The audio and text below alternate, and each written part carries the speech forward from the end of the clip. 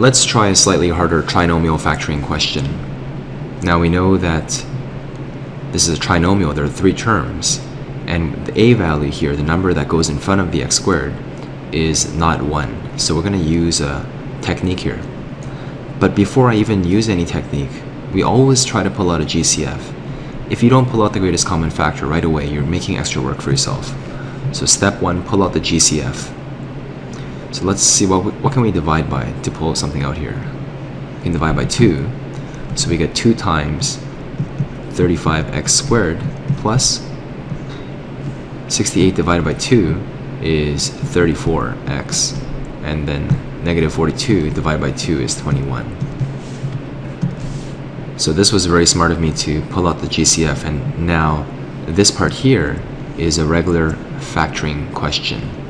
So let's focus on this part here. How do we factor it? One way to factor is to multiply the first and last, this number times the last term. So what we get here is 35 times negative 21 is equals to negative 735. Now this number is kind of big, but we'll try our best. So we have negative 735 as our guiding number. So we're going to recopy. I'm just going to focus on this part only, the underlined part. X squared plus 34x minus 735. So we're going to temporarily rewrite this as this in order to factor it. And the key is, how do we get the numbers 735? It's kind of a big number to deal with. And I want to find two numbers that multiply to negative 735, yet add to be positive 34. What I know is definitely not 1 times 735. I'm not going to worry about the signs for now. I'm just going to focus on the numbers. 1 and 35 added is not even close to 34. So let's try dividing by 5. That 5 at the end looks a bit suspicious.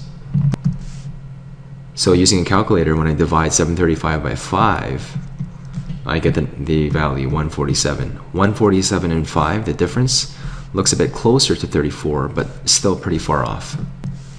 So let's try some bigger numbers. The next number I'm going to try is dividing 735 by 15. So just playing with numbers here on my calculator, working towards progress, and I can see that each time I'm getting closer and closer to this value here. 735 divided by 15 is 49. Now when I look at 49 and 15, the difference, using a calculator, it indeed is 34. So let's fix the signs now. We want positive 34. So the stronger number, the bigger number is going to be positive. Positive wins. And we need to multiply by a negative number to generate negative 735. So what we did here is, systematically, we found out what two numbers multiply to be negative 735 and what two numbers add to be the middle part here. So these are the special numbers we're going to work with. So this thing here becomes, let me just erase this out of the way. We're going to have x minus 15 and x plus 49. And the trick here is to remember what the original a value is. The a value is here, 35, not 2. Don't even worry about this. We're only working on this little sub-problem. So as long as we promise to remember the a value here, we're going to divide by 35, that a value. So this is the trick to factor. And there's many ways to factor, but we'll just continue on here. We have x, divide top and bottom by 5, we get 3 over 7. And then we're going to divide top and bottom by 7, which is 7 and 5. And then we're going to promote these denominators in front of the x. And so what we have here is we get this here is actually equals to, and I skipped the equal sign here because it's not really equals, to 7x minus 3 and 5x plus 7. Let's confirm it. 7x times 5x is 35x squared.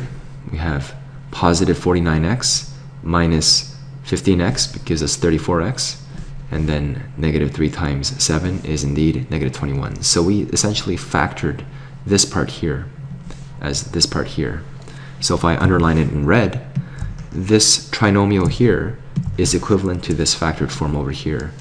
So when we're asked to factor this original expression, which has a 2 already factored out, and then the final answer is actually equals to 2 times what we just solved, the mini problem.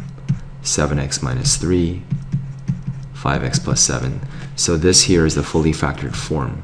We have 1, 2, 3 different factors, including the number. So the common error here is forgetting to pull out the GCF right away.